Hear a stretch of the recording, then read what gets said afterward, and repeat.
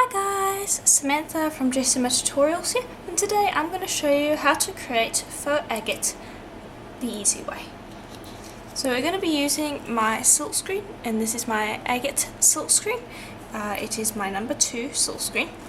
This one's a little dirty because I have been using it, playing around with different effects. So all you do is you take it off of the plastic cover, and then we're just going to find a spot that I like. It's just about perfect.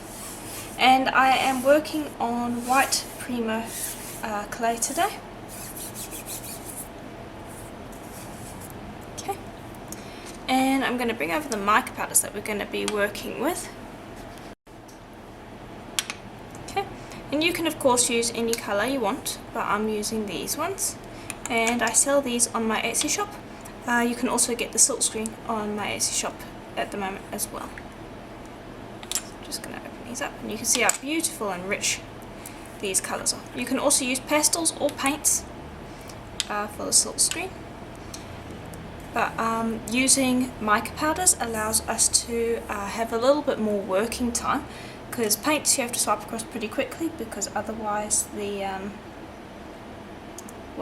paint dries. But with the mica powders you have a pretty long working time. Now, you want to just dab it down onto the surface, and then make sure with your brush that you're working in to the silk screen. And now I'm not going to be too specific to try to stay with the lines. I'm just going to generally coat the area in one colour, like so. Then let's move to some reds. And I'll just do that for the entirety of the silk screen. Okay, and that is how it should look once you are finished. Now, because we're working with powders, I'm just going to take a piece of paper and I'm just going to burnish over the top.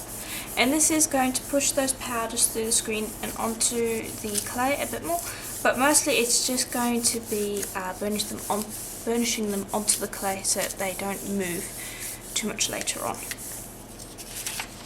Okay. And what you can also do is you can go with your finger and you can gently work it through the gaps as well, like so.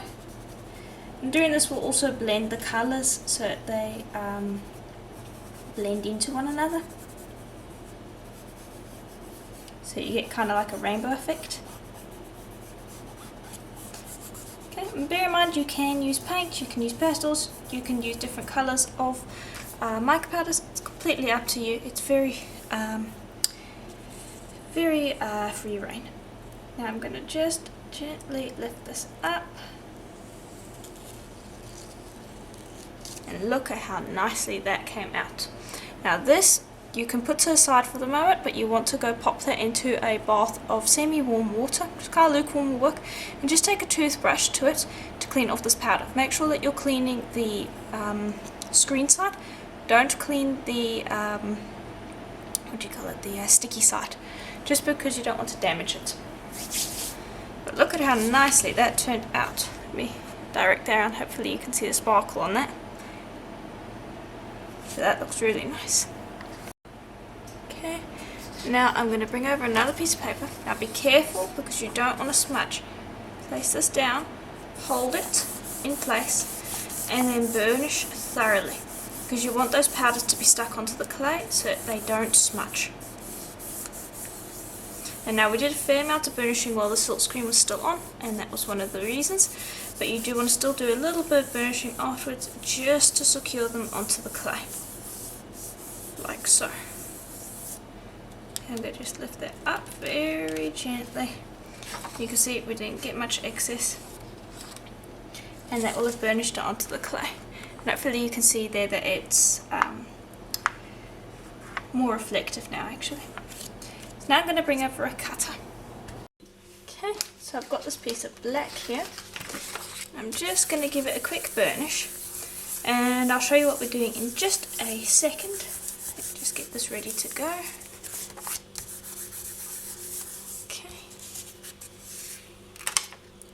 and it's mostly smoothed out. Let me just continue smoothing until I'm happy.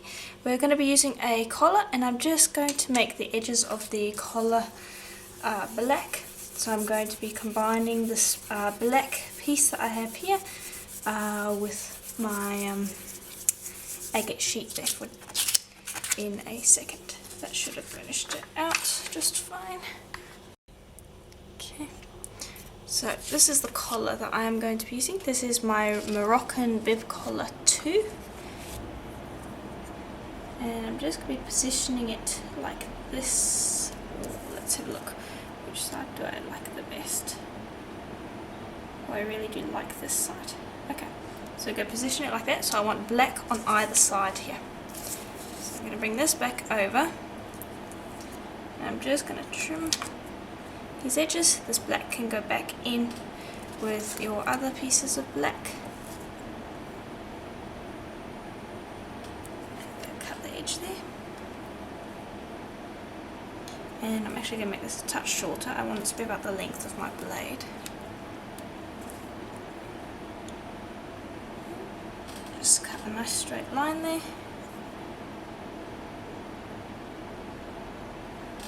Cut again.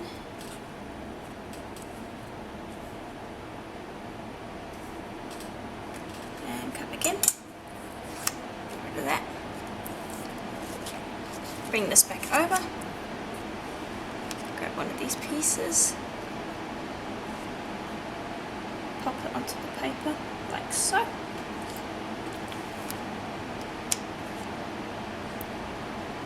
and pop this side on as well. Gonna grab a clean piece of paper because we need to burnish that so that those pieces stick. So just lay it over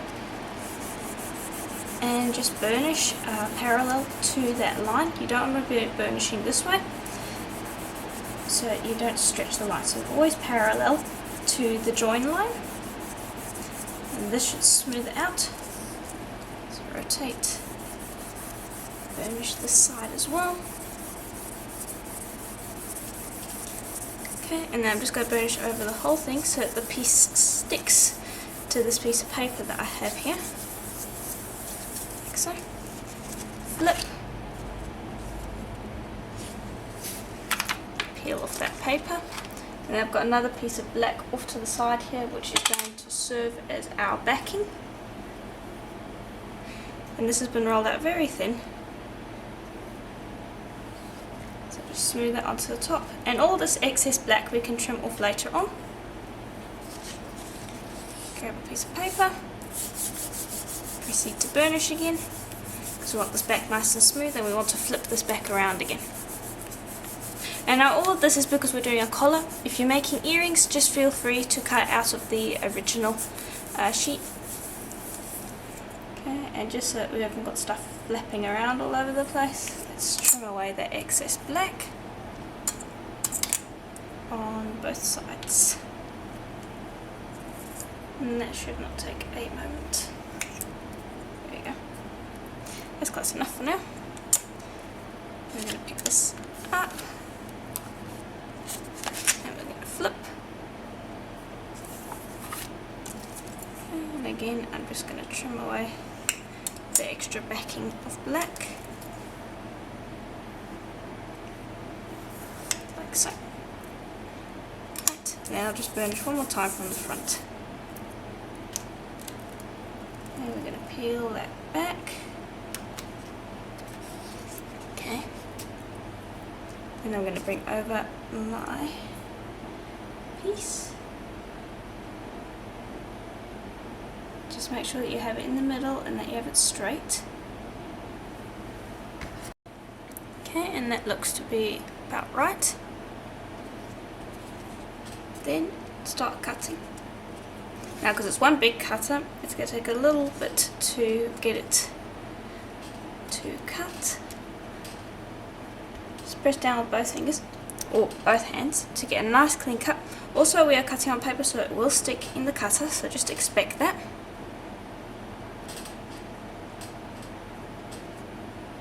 Okay, and we should be able to lift that.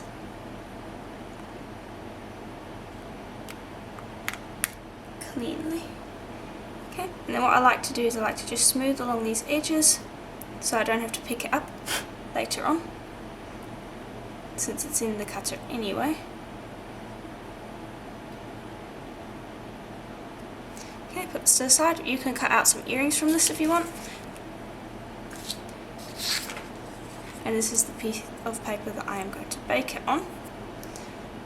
Okay, and now I'll just try to limit touching it as much as possible, so I'm going to probably be pressing from the black area and then just gently working it out by the edges. And you can see that it didn't really stick all that much in the cutter, it will basically just pretty much fall out. There we go. Okay, now because this is a book, I don't need to put it onto a necklace stand. A bowl will work just fine.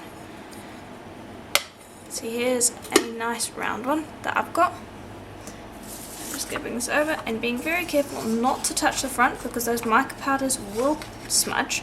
We're going to be sealing that later on, just so you know. I'm going to just place this onto the bowl like so, and if I have to touch, I'll bring over paper, make sure that it's clean, and just use that to curve it down onto the bowl. Okay, and that should be properly placed on there. Okay, and so that is going to go into the oven for a full hour at Primo's recommended temperature. Then when it's done, we are going to seal it so that those powders don't move. Then we can sand the back and sides and then finally assemble it. Okay, and here it is now that it's baked, and I have just gently sanded the back and the sides because once it was baked the powder is actually completely stuck on there. So if I rub that, you can see it, that's not coming off. However, as you can see through our burnishing, a bit of the powder did come off and is in the lines. I'm alright with that, it looks nice still. But just bear that in mind when you're burnishing, just be very careful because any powder that does eventually get burnished off onto the white clay will show up. So now the next step is going to be to coat this in resin. And I'm using this UV resin. It's not a doming resin, but it will do the job. We don't really want a doming resin anyway because we have a curved surface.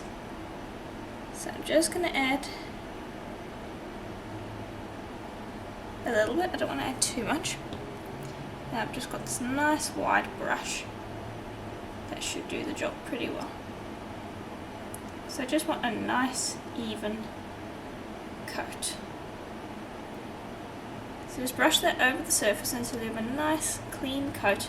You can add some more resin if you wish, but only do that after you've completely covered it and you see that there are spots that still need resin because you don't want it to be pooling off of the edges. Okay, and then you're going to pop that into the UV lamp for at least 15 minutes to get it to cure completely, and then we are going to move on to assembly. Okay, and here we are. You can see how beautiful it is under the resin. So now we are just going to quickly buff the back, then I'm going to quickly give the sides a coat with this metallic pen, then we can assemble. So I've got some Renaissance wax for the back. Excuse me. Just going to grab some of that.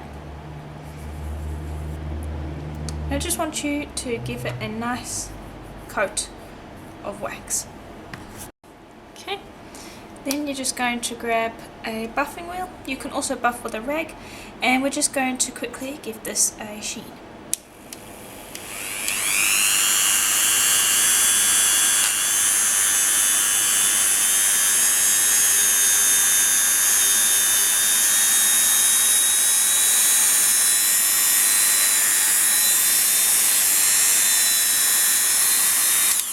There we go, and that should work. Okay, now we are going to just tend to those sides. So I've got this metallic pen here. All I'm going to do is I'm just going to run it along those sides, like so.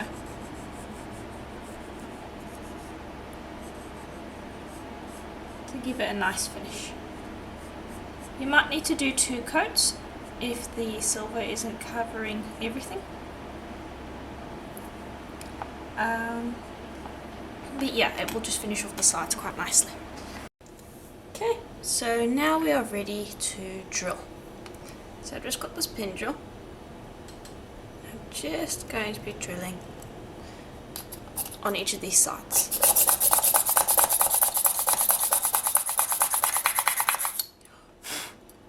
Just that easy. Okay. And then you would repeat the same on the other side. Okay. Then I'm going to grab a jump ring. Just going to open that up. Should slide through there very easily. Close that up. Repeat on the other side. Okay. Then I'm going to add these clasps onto either end. Just going to open up that jump ring like so and slide on my toggle clasp. Now how you finish this off is completely up to you. You do not have to do exactly what I am doing. It's completely up to you. Now I just want to slide that into the hole. There we go. So we don't see a seam. Then we will repeat on the other side where we will just open up our jump ring, attach the toggle clasp, and I should be using my other pair of pliers. There we go. And then just loop that into the hole like so. Okay, then we'll put this to the side for now, and I'm going to bring over my cord. This is black, what is it called? Rat's tail cord from Fire Mountain Gems. I'm just going to double it over. Okay, and then I'm just going to cut. Then go down the length. And we're going to cut again. Okay, then hold those 2 pieces together. And I'm going to bring over this cord end.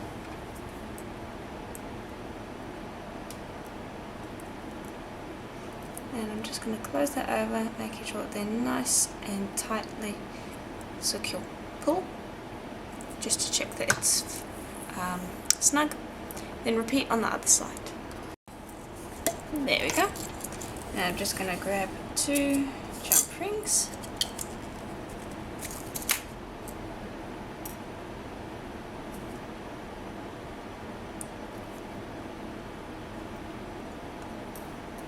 And I'm just going to attach them to the cord end and to our other piece of the toggle clasp, like so.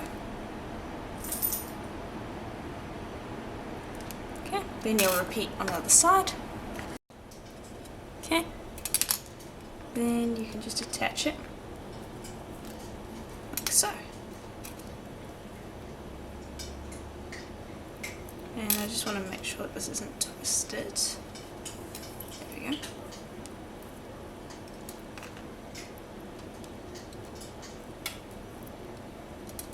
And there we go. That's how I've chosen to finish off this collar.